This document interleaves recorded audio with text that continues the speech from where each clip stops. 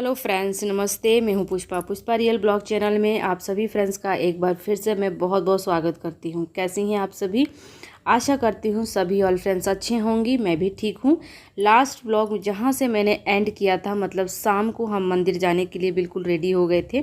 आप सबने देखा ही था और हस्बैंड बस रेडी हो रहे थे। उसके बस 10-5 मिनट के बाद हम लोग चले गए थे मंदिर जाकर आने के बाद फिर मैं लग गई हूँ अपने घर, वापस आ गई हूँ। और आने के बाद मतलब घर शंकर जी के मंदिर मुझे जाना था, मैंने लास्ट ब्लॉग में बताया था आप सभी को। तो मैं फाइनली मंदिर में जो भी मुझे देना था, पूजा पाठ जो करनी थी, वो मैं कर घर में आ चुकी हूँ। और घर में आने के बाद अपने किचन से फिर मैंने ब्लॉग अपना स्टार्ट किया है। ब्लॉग पसंद आते हैं तो प्लीज़ मेरे वीडियो को आप फुल वॉच दिया करें और एक लाइक ज़रूर करें। और चैनल पर फर्स्ट टाइम है तो चैनल को सब्सक्राइब कर मुझे सपोर्ट करें। तो यहाँ पर आने के बाद फ्रेंड्स, ये जो देख रहे हैं आप, तो ये मैं बना रही हूँ गुलगुले। इसको हमारी भाषा में तो गुलगुले बोलते हैं, मीठे गुलगुले जो कि आटे से बनते हैं। तो ये मैं बैटर दोपहर में ही बना के रख दी थी 3-1 बजे के लगभग में। इसमें है गेहूं का आटा है और दूध है और चीनी पिसी हुई, इलायची और सौंफ, ये चीज़ें डाला है मैंने फ्लेवर के लिए इसमें। और मैंने ये आटा बना के रख दिया था। तो ये जितना देर आटा रहता है उतना ही बढ़िया फूले फूले ये गुलगुले पूड़े बनते हैं। और शंकर भगवान का कोई भी पूजा हो तो मैं तो यही कहूँगी कि आप उनका भोग प्रसाद अपने हाथ से घर में ही बनाएं, वो भी आटे से, सूजी से। वो ज़्यादा बेस्ट होता है और भगवान शिव को आपके हाथ की बनी हुई प्रसादी बहुत ज़्यादा पसंद आती है, ना कि बाज़ार की मिठाई और फल। तो इस बार क्या, मैं हर बार ही पूड़े बना लेती हूँ लेकिन मिठाई वगैरह भी रख देती हूँ। इस बार मैं मिठाई वगैरह नहीं मंगाई, मैंने सिर्फ फल से और पूड़े से, मतलब गुलगुलों से ही पूजन किया था। भगवान शंकर का गुलगुला जो है वो फेवरेट प्रसाद है। तो बस यहाँ पर मैंने बना लिया और उसके बाद मैं आ गई हूँ मंदिर में। सारा पूजा पाठ मेरा हो चुका था, पर यहाँ पर अभी जो है ये शिवलिंग बनाया था मैंने, इसका पूजन अब शुरू किया है। तो ये पूजन मैंने शुरू किया था लगभग 7-7:30 के आसपास में। फ्रेंड्स, पूजन तो ये 40 से 45 मिनट में अच्छे से संपन्न हो जाती है, लेकिन तैयारी में लंबा टाइम लग जाता है। पूरा दिन ही लग गया था। और वही है, जो विधि विधान से पूजा होती है तो उसमें थोड़ा सा समय लगता ही है। पूजा में टाइम नहीं लगता लेकिन तैयारियों में समय लग जाता है। तो यहाँ पर मैंने आकर सबसे पहले अपनी थाल सजाई। जो भी भगवान शंकर को, पार्थिव शिवलिंग को चढ़ाना है वो सारा मैंने थाल में अच्छे से रख लिया। उसके बाद मैं आराम से लग गई हूँ पूजा करने। तो यहाँ पर मैं सबसे पहले शिवलिंग का स्नान कराई और भगवान शंकर का वाहन किया। उसके बाद मैंने उनको ऑरेंज सिंदूर से और पीले चंदन से उनका टिक्का किया। उसके बाद फ्रेंड्स, यहाँ पर ये देख रहे हैं आप छोटी छोटी सी, तो ये है गणा और गौर, मतलब गौरा माई और गणेश भगवान। ऐसा माना जाता है कि शिवलिंग के साथ ही गण गौर को रखकर पूजा जाता है, तभी शिवलिंग का पूजा पूरा माना जाता है। शिवलिंग के साथ गण और गौर जरूर पूजे जाते हैं।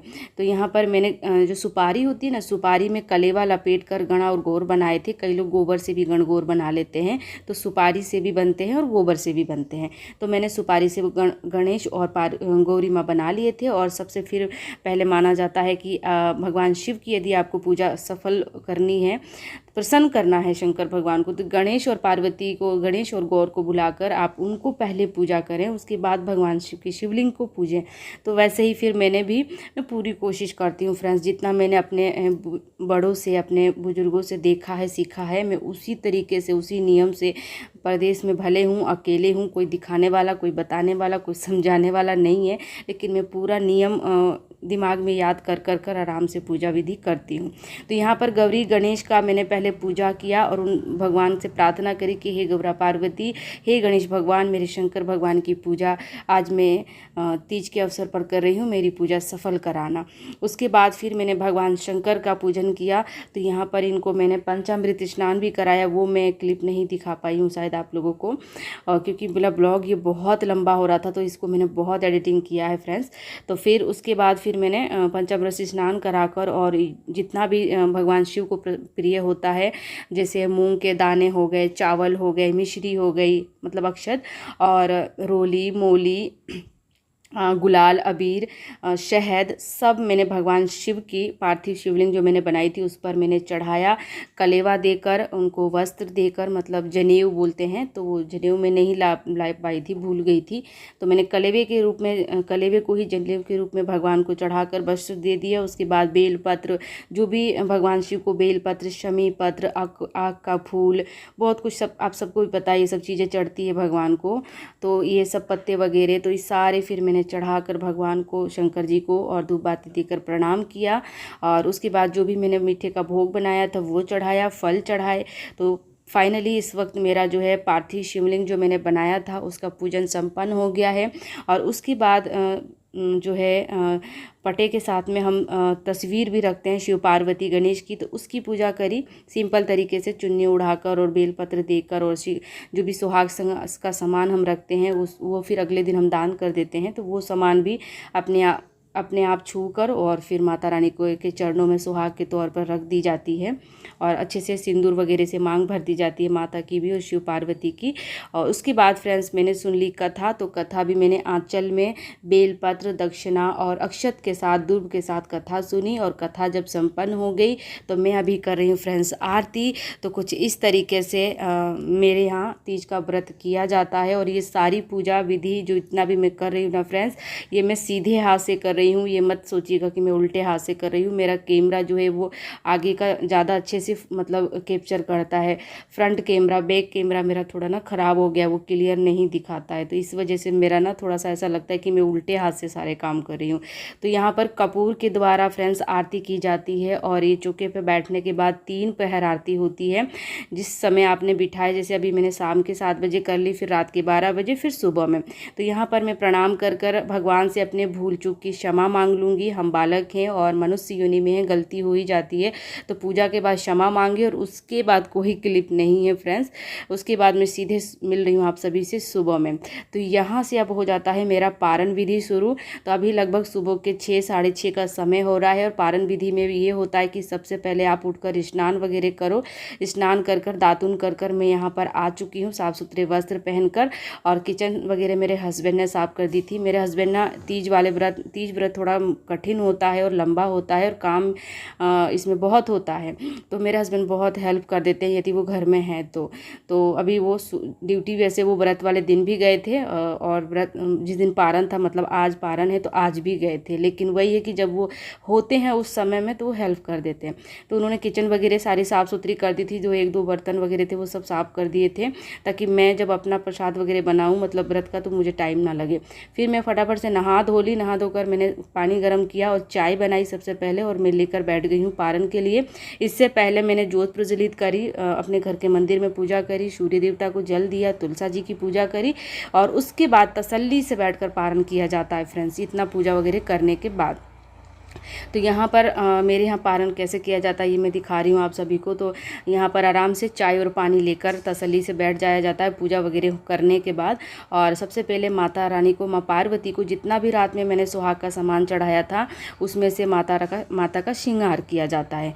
तो यहाँ पर जैसे बिंदी में से एक बिंदी लगा दी, सिंदूर से अच्छे से मांग भर दी माता रानी की, और नेल पेंट से माता के नाखून रंग दिए, और इस तरीके से, और मेहंदी जो है कोण, उससे भी थोड़ा सा मेहंदी लगा दी।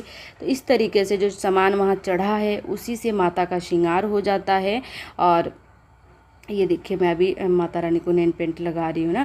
तो इस तरीके से मेरे यहाँ सुबह में पारण के समय में इतना विधि किया जाता है। तो माता का श्रृंगार देने के बाद फ्रेंड्स अब खुद भी श्रृंगार यहीं बैठ कर लिया जाता है। ये सबसे मेन इम्पॉर्टेंट है। आप तीज का निर्जल 24 घंटे का फास्ट किए हो तो आपका व्रत यहाँ सफल हो रहा है, देख सकते हो आप। ये अभी मेरा व्रत सफल है 24 घंटे के बाद। अब मैं व्रत संपन्न कर रही हूँ। यहाँ पर ही देखिए माता को श्रृंगार देकर और माता से श्रृंगार लेकर, मतलब जो रात भर सिंदूर वहाँ रखा रहा और जिस सिंदूर से उनकी पूजा हुई है, उनकी मांग 2 बार भरी गई है, उसी सिंदूर से अपने भी मांग भरी जाती है। देखिए इस तरीके से अखंड सौभाग्य माता पार्वती से, गौरा से मांगा जाता है और अपनी मांग भरी जाती है। तो यहाँ पर बैठकर ही ये काम भी यहीं बैठकर किया जाता है। ऐसा नहीं कि सिंदूर लेकर आप कहीं और जाकर बैठ के कर रहे हो, नहीं, यहीं चौके के पास ही बैठकर अपनी मांग भरनी होती है। यहाँ से बिंदी लेकर खुद को लगानी होती है। और उसके बाद फिर यहाँ से चूड़ियाँ वगैरह पहननी होती है। तो मैंने मांग भर ली, टिक्का कर लिया, और उसके बाद फिर यहाँ इधर हस्बैंड भी इतने में नहा के आ गए, क्योंकि इनको जाना है ड्यूटी और टाइम भी सुबह का आप सबको पता ही है फटाफट बीतता है। तो ये भी नहा धो लिए हैं, बस बेदू बिना नहाए बैठी हुई है, तो बच्चों का चलता है। तो यहाँ पर ये नहा धोकर अभी आ गए हैं, तो इनका भी टिक्का कर दिया है मैंने। और अब उसके बाद फ्रेंड्स, माता को श्रृंगार देने के बाद, खुद को श्रृंगार लेने के बाद, अपने बच्चे और अपने पति के लिए यहाँ पर रक्षा सूत्र रखा जाता है, धागा, सुबह में ही। तो वो सुबह मैंने पूजा करी थी तब रख दिया था, और ये रक्षा सूत्र फिर अब इस समय में इनके हाथों में मैंने बांध दिया। ये भगवान शिव का प्रसाद कह लो आप, या भगवान शिव का आशीर्वाद, रक्षा सूत्र भगवान शिव रक्षा करेंगे। दोनों जने को मैंने रक्षा सूत्र बांध दिया था। और उसके बाद ये जो नियम देख रहे हो आप, कि मैं, मेरे हस्बैंड और मेरी बेटी तीनों मिलकर पट्टे को हिला रहे थे। तो मीन्स अब हमने इनकी कर दी विदाई। तो जैसे कल शाम को पट्टे पे जब बैठाया मैंने भगवान को, तो मैंने आवाहन किया था कि भगवान आइए, तीज का व्रत है, और ऐसे मतलब आवाहन कर कर बिठाया जाता है। तो जिस तरह आप बुला कर बिठाते हैं, उसी तरह फिर भगवान को विदा भी करना पड़ता है। तो बस यहाँ पर हमने पटा हिला दिया। पटा हिलाने का मतलब कि हमने उनकी विदाई कर दी। और विदाई के बाद यहाँ पर ही देखिए, मैं पानी घुमाकर और यहाँ पर गिरा देती हूँ शिवलिंग के ऊपर ही, कि भगवान मेरे 24 घंटे की इस व्रत में जो भी भूल चूक गलती हुई हो उसके लिए मुझे क्षमा करिएगा। और जो चाय पानी होता है उसका छींटा दे दिया जाता है। यहाँ पर नारियल जो कलश पे देख रहे हैं आप, इसको भी यहीं अभी फोड़ा जाता है, लेकिन टाइम नहीं था तो हमने भी इसको नहीं छेड़ा था। बाद में शाम को हस्बैंड ने तोड़ा था इसको। ये भी प्रसाद के तौर पर अभी तोड़ लिया जाता है। उसके बाद देखिए, मैंने चौके को प्रणाम कर दिया, और माता की, पार्वती की, मतलब शिव परिवार का मैंने विदाई कर दिया, अपने लिए आशीर्वाद ले लिया। और सबसे इम्पोर्टेंट काम, अपने हस्बैंड जी का आशीर्वाद, तो इनसे भी आशीर्वाद ले लिया। इनके आशीर्वाद से ही व्रत संपन्न होता है, क्योंकि हम जो तीज का व्रत रखते हैं ये हम सुहाग के लिए ही रखते हैं, पति के लिए। तो पैर जरूर छूने चाहिए हस्बैंड जी के, तो वो कर लिया। और उसके बाद हस्बैंड के हाथ से ही मैंने अपना 24 घंटे का निर्जल व्रत संपन्न किया, पानी पी लिया। तो ये बहुत सौभाग्य होता है। और पानी पीने के बाद फ्रेंड्स, यहीं बैठकर हम चाय पानी भी लेते हैं। तो यहाँ पर बस जो चाय लाई थी मैं, वही चाय मैंने पी ली। और जो यहाँ पर प्रसाद के तौर पर हम पूड़े वगैरह जो गुलगुले चढ़ाते हैं, तो प्रसाद के तौर पर वही खाया जाता है फ्रेंड्स। वो बासा बिल्कुल नहीं होता है, वो माना जाता है भगवान पार्वती, शिव पार्वती का वो अमृत होता है, प्रसाद नहीं होता है, मतलब प्रसाद से भी बढ़कर है वो।